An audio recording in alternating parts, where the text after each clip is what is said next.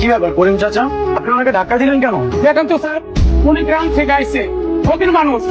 উনি বলতেছে আগে বড় সারেন নাকি মাস্টার। কি ব্যাপার করিম মিয়া, এখানে চিলে চিলে কিসের?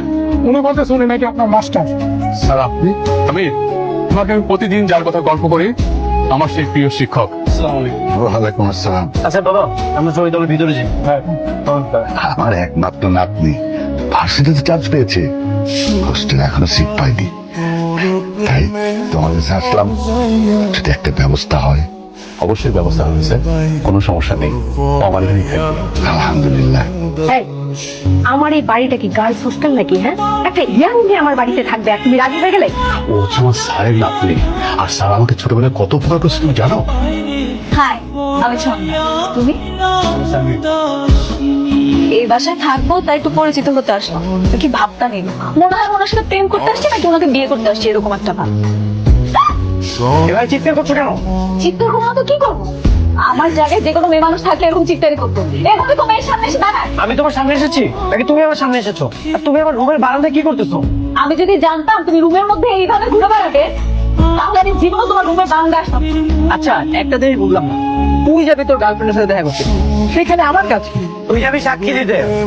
আমার গার্লফ্রেন্ড আমাকে প্রচুর পরিমাণে সন্দেহ করে, আমাকে তো বিশ্বাসই করতে চায় না। আরে সামির, ভালোই হলো, তোমার তো বাইক আছে, তোমার বাইকে করে আমাকে তো ভার্সিটিতে দিয়ে আসো না।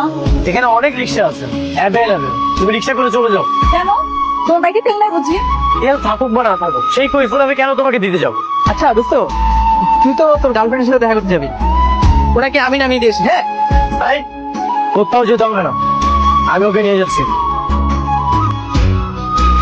আই সামির, তুমি এখানে?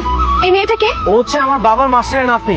তোমার বাইকের পিছনে কি করে? আই মেন, আমার বলতেছি। কি হলো, নামছো না কেন? নামো। ওকে ভার্সিটিতে নিয়ে যাবে কে? তোমার জন্য আমার গার্লফ্রেন্ডের সাথে আমার ব্রেকআপ হয়ে যাচ্ছে, আর তুমি আছো ভার্সিটি নিয়ে। এখন থেকে রোজ রিক্সায় করে ভার্সিটি যাবে, আমাকে পায়ে ধরো, আমি তোমাকে নিয়ে যাবো না। সরি। কিসের সরি? তুমি ইচ্ছা করে তোমার বাইকের পিছনে তুমি ওকে বসিয়েছো। তোমার চরিত্র আমার জানা হয়ে গেছে। পার্টনার তুমি আমাকে কল বা মেসেজ কোনোটাই দিবে। সামিরের মা, আমার বন্ধু সেলিম বাড়ির কথা মনে আছে? ভালো করে মনে আছে। সেলিম বলছিল যে ওর মেয়ের সাথে আমাদের সামিরের বিয়ে দিবে। এটা তো খুব ভালো কথা। না না আন্টি, আপনি জানেন না ওর তো গার্লফ্রেন্ড আছে, ওর গার্লফ্রেন্ডকে পছন্দ করে, ওকে ছাড়া কাউকে বিয়ে করবে না। দেখো, আমার হুকুমের বাইরে তুমি যদি কোনো কাজ করো নিজে নিজে, তাহলে এই বাড়ি থেকে তোমাকে আমি বের করে দেবো। সামিরের কি হয়েছে বলতো? ও কয়দিন ধরে কেমন বদলে গেছে। একটা বাসার মধ্যে একটা ছেলে একটা মেয়ে একসাথে থাকতেছে, আর তাদের মধ্যে কত কি যে হয় তার সে কথা নাই বলি। কোথায় তুমি? হয়তো বাসায়। সারাক্ষণ বাসার মধ্যে কি করো? সুন্দরী মেয়ে বাসা থাকলে কি বাসা থেকে বের হতে ইচ্ছা করে না? সারাক্ষণ শুধু সন্দেহ। আচ্ছা সন্দেহ ছাড়া কি তোমার কোনো কাজ নেই? এই শোনো, তুমি আজকে বিকাল 4টায় আমার সাথে দেখা করবা, আর সাথে করে ওই মেয়েটাকেও নিয়ে আসবা। তুমি আমাকে এখানে কেন নিয়ে আসছো? তোমার মতলবটা কি বলো তো? আমার কোনো মতলব নেই, চুপচাপ এখানে দাঁড়িয়ে থাকো।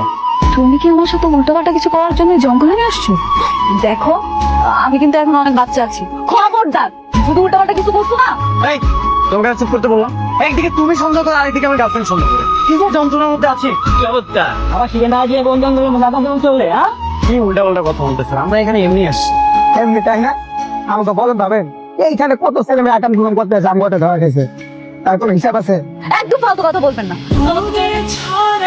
শালা মেয়েলা ধরা গেছে, বড় বড় কথা। আরে আরে ভাই, কি করতেছেন ভাই? চলে ভাই, তোমরা কি করতেছো? এতদিন মিল্লা একজনকে মারতেছো কেন? শালা জঙ্গলে আকাম করতে ধরা গেছে, হাতে হাতে ধরছি। তাই নাকি? তোমরা জানো না পটখানে কি করা লাগে? কি করা লাগে আবার? বিয়ে করাবো। তুমি তো খুব খারাপ স্বামী, তোমাকে তো ভালো মানুষ মনে করছো।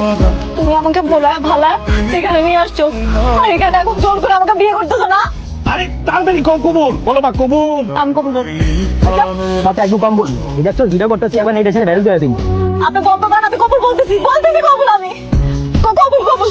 আলহামদুলিল্লাহ, তোমরা সবাই মনে রাখতো, এদের স্বামী স্ত্রীর জীবনটাতে সুন্দর হয়।